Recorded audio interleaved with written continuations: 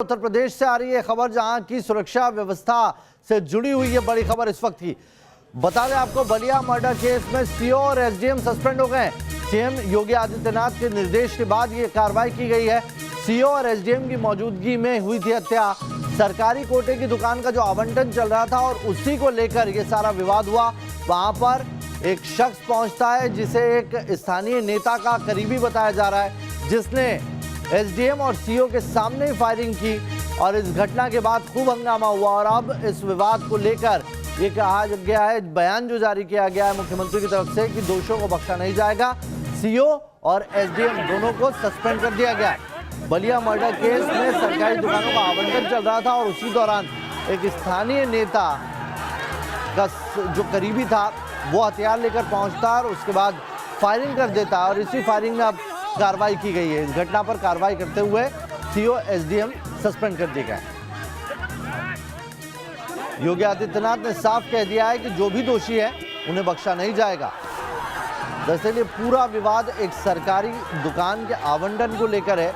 एक समिति बिठाई गई थी और उस समिति के अंदर आवंटन के नियम निर्धारित किए जा रहे थे, किसको दिया जाएगी दुकान, उसको लेकर ये पूरा मीटिंग चल रही थी। और उसी मीटिंग के अंदर पुलिस की मौजूदगी में, एसडीएम की मौजूदगी में एक शख्स पहुंचता है, हथियार होते हैं उसके पास और वो फायरिंग कर देता है।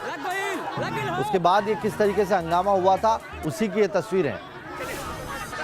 गोली मारने का आरोपी धीरेन्द्र, आपको बता दें, अभी फरार है। अनिल जुड़ गए इस खबर पर ज्यादा जानकारी के साथ। अनिल, एसडीएम और सीओ की मौजूदगी में ये पूरी वारदात हुई है। बिल्कुल, जो तस्वीरें चल रही सामने उसमें दिखा रहे हैं कि दिख भी रहा है कि अपराधी को, जो आरोपी उसको पुलिस ने पकड़ भी लिया था और फिर उसको छोड़ दिया कि वो अपने आप से छुड़ा के भाग गया। ये अपने आप में बहुत आश्चर्यजनक विषय है कि अपराधी जो है वो पुलिस 4-5 पुलिस वालों के बीच घिरा हुआ है, लेकिन फिर भी भागने में कामयाब होता है। हालांकि मुख्यमंत्री ने इस पूरे मामले का संज्ञान लेते हुए एसडीएम और सीओ को निलंबित कर दिया है और बाकी जो पुलिसकर्मी वहां मौजूद थे उनको भी निलंबित किया गया है और सख्त कार्रवाई के आदेश दिए हैं।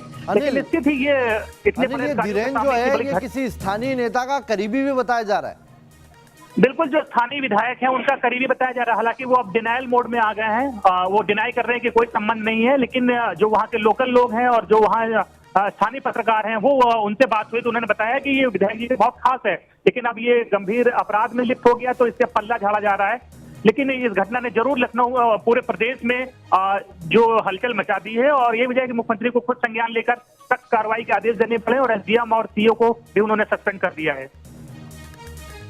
यानी कि कोई भी विधायक है, किसी के ऊपर बख्शा नहीं जाएगा। जो भी दोषी होगा उसके खिलाफ कार्रवाई की जाएगी। मुख्यमंत्री ने सीधे तौर पर यह कह दिया है और सबसे पहले जो कार्रवाई हुई है, सीओ और एसडीएम सस्पेंड कर दिए गए। हालांकि अभी तक आरोपी फरार है और उसकी तलाश जारी। बहुत बहुत शुक्रिया अनिल आपका तमाम जानकारी के लिए। तो बलिया मर्डर केस में ये बड़ी कार्रवाई की गई है। मुख्यमंत्री को इंटरवीन करना पड़ा, लेकिन इस मामले में सरकारी कोटे की जो दुकान थी उसका आवंटन चल रहा था, उसी को लेकर ये मीटिंग चल रही थी और जिसमें सीओ और एसडीएम की मौजूदगी में एक अधिकारियों का, आप कह सकते हैं, जत्था मौजूद और वहां पर अपराधी हथियार लेकर पहुंचता है और फायर करता है। पुलिस घेर लेती है लेकिन वो वहां से भाग निकलने में कामयाब होता है।